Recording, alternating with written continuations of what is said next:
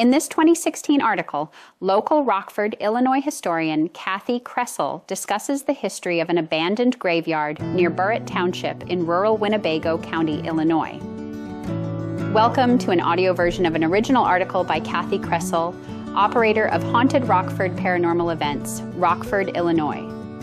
This audio presentation is entitled Old Cemetery Reveals Some of Its Secrets and contains the 2016 story of the same name. This audio article is produced by Thomas Saunders for Haunted Rockford.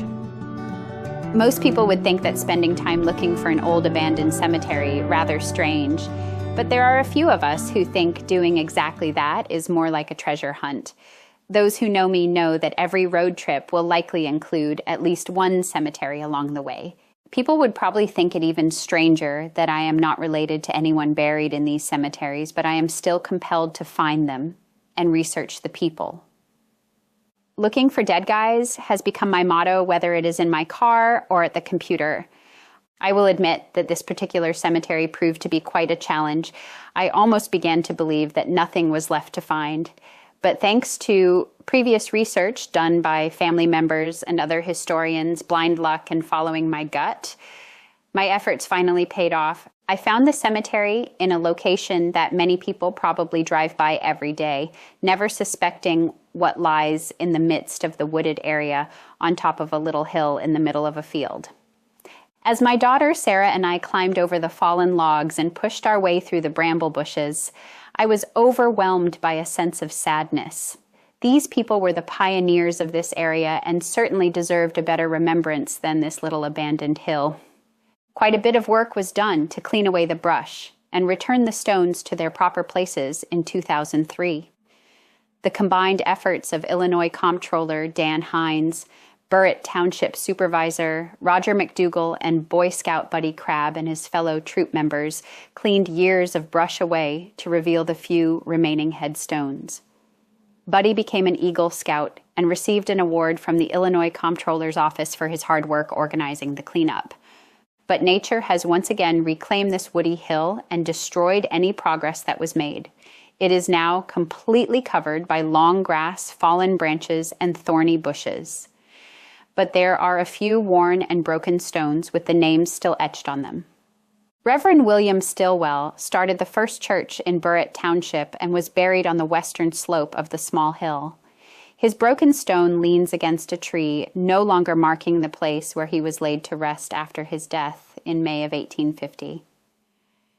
Catherine Brainerd, wife of Aaron Day Brainerd, was buried there by her loving family when she died in December of 1855. The family had moved to the Burritt area around 1847 from New York, where Catherine and Aaron were born. One of the earliest burials in the little cemetery was Catherine McIntosh, who died on September 27, 1840, at just 21 years old. Her son Henry would join her when he died on September 23, 1841, and her husband, John S., in 1866. They were one of the first families to settle in the area that would for a short time be named the Manchester Settlement.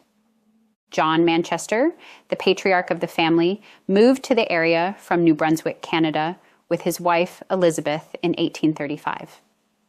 They would eventually have 6 children and be considered a leading family in the settlement.